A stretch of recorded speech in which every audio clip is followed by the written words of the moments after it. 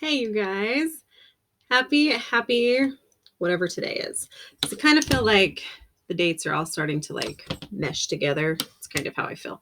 I was filling out something the other day and it asked for the date, and I thought, does it matter really? Like, do we care?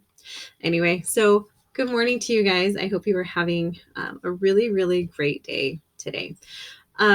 As promised, we are going to start adding a little bit more each week as we go so that it starts to feel a little bit more like normal. Last week, we just kind of started in with a couple things as far as our new poetry unit. And this extra piece that we're going to be adding now is going to be our narrative writing unit. Okay, so we just finished up persuasive writing, where you guys were asked to pick something that you could change and then try and convince me that that's what needs to be done.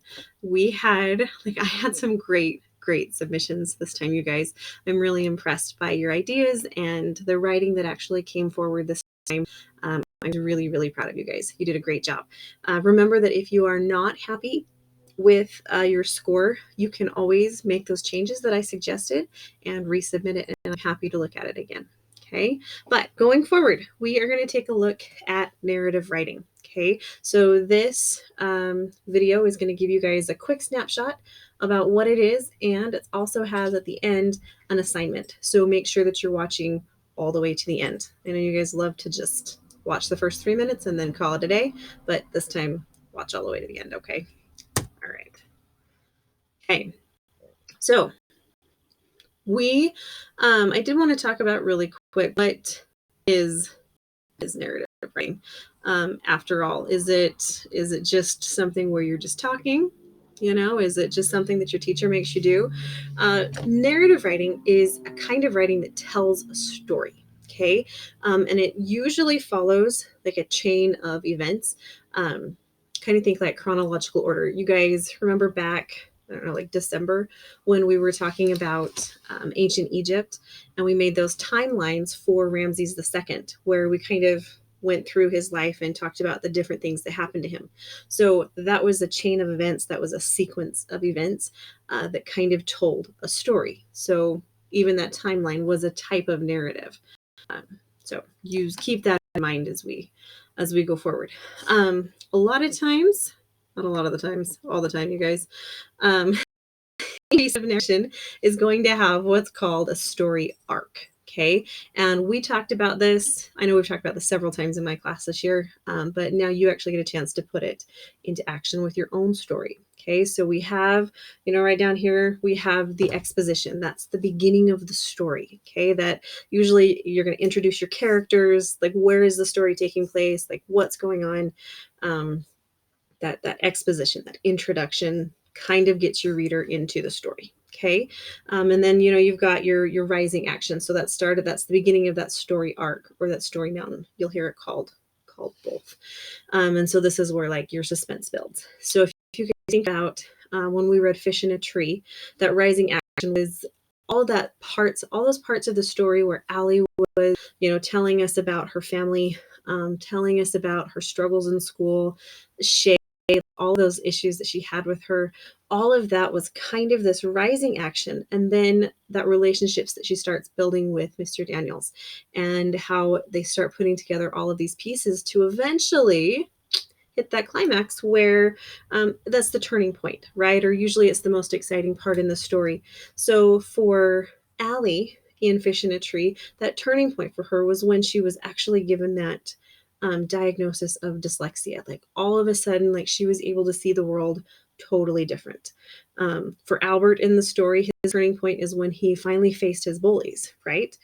So that's that climax. Okay, and then after that, you have the falling action, and this is usually things that happen after that climax, right? That kind of takes us toward the end of the story. So if we think about Allie again, and we're thinking about the falling action this time, we're going to be looking at the parts of the story where she starts making better friends with those kids in her class. They're talking about how, Oliver jumps all over. He's like, that's so cool. Like, I don't see stuff backwards. It kind of talks about like her relationships, kind of how her brother, needs a little bit of help. And that was kind of that falling action. And then you have the resolution. And that's just a fancy way of saying the end of the story. Okay. So it's how things turn out for the characters, and it gives the reader some closure, right? Like the reader hopefully doesn't have a whole lot of questions by the time you get to the end, unless as a writer you're planning on, making part two, then maybe you want to leave them on a cliffhanger. But for the most part, the resolution does just that. Like it resolves the story, and like we can see that it's a very clear end. Okay, so that said, there are lots of different types of narratives. I'm gonna have to move my face. Okay, so one of the ones that now there's a lot of these, and I'm going to go through them really quick, just so that you get kind of a quick snapshot of each of these different kinds. Okay, so first one we have is a folk tale.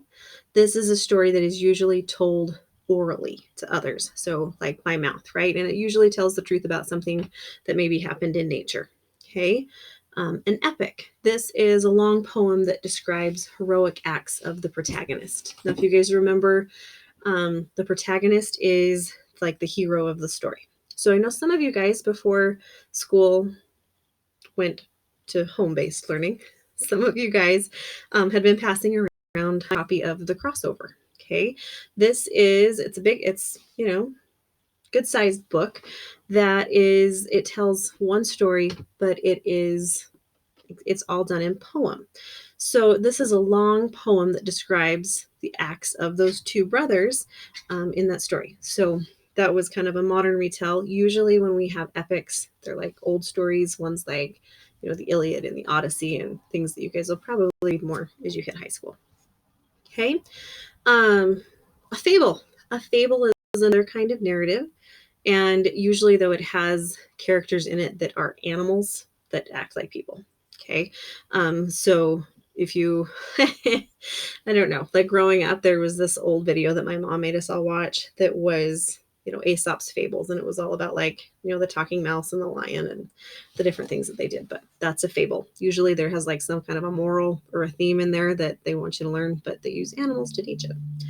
A captivity narrative. This is a story about people, their suffering, sure, maybe their escape and their rescue, and it really talks a lot about human emotions. So the class that was reading Refugee. This is a great example of captivity narrative. Okay, number 5, fantasy. Okay, fantasy. These are imaginary characters, imaginative events. This is where you're going to find your dragons and your elves and your hobbits and that kind of thing. So this is the fantasy.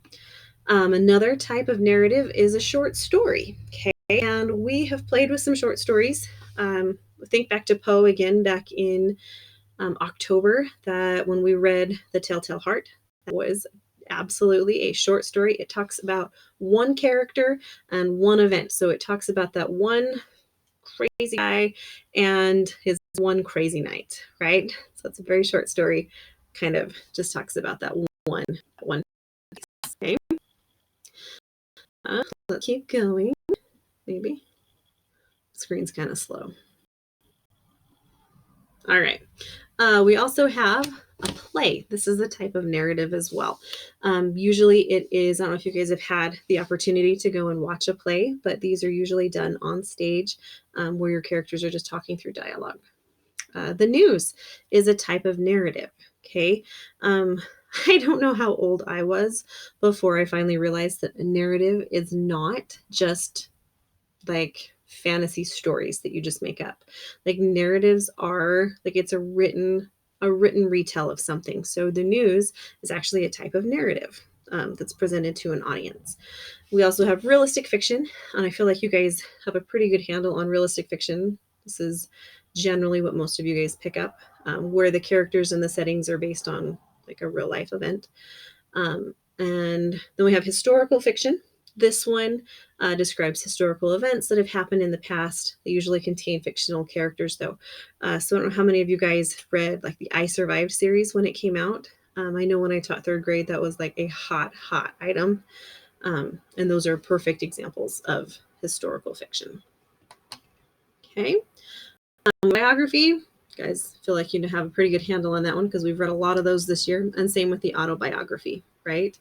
A novel, this is a fictional character and an event. This is where Fish in a Tree also might fall besides realistic fiction, kind of both of those. You have a myth. I know you guys did a lot with myths in 5th grade, and you even wrote your own. So I feel like you have a pretty good handle on myth. And then the last one is nonfiction narrative writing. And these are based on real stories and facts. And they usually center around like one meaningful moment. So this is really similar to that short story. But this one, like hopefully, if we look at Telltale Heart, that was about a very crazy man. Hopefully that was not based on a real story and a real fact. I hope that was just something that Poe made up in his like dark and twisty mind, right? So this nonfiction narrative, it really focuses in on something that's kind of personal to you and that was meaningful. Okay, so we'll do a little bit more with that as we go. But that is a quick snapshot over some different types of narrative writing. Okay, so we are going to be talking about like some very specific strategies throughout this unit that you guys can use to become better narrative writers. Okay, and our unit will end or culminate a party. Okay, and I will tell more about this later as we get closer to it.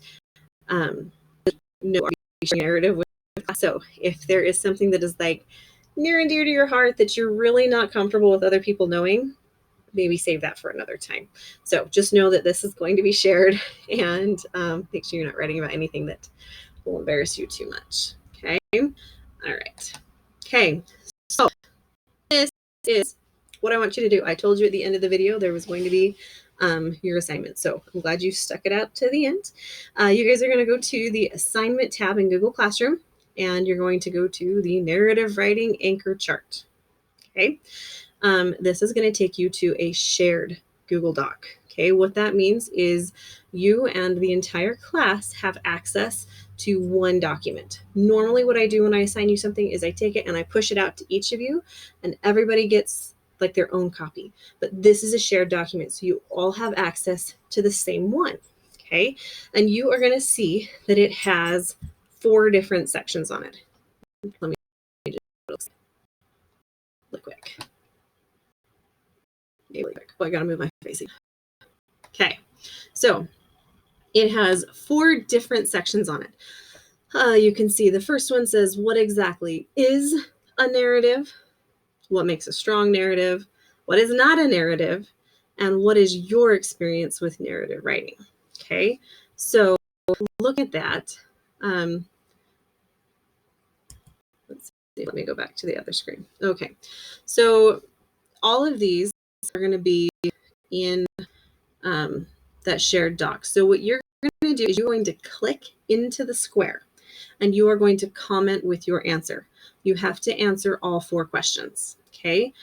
So when you're in there,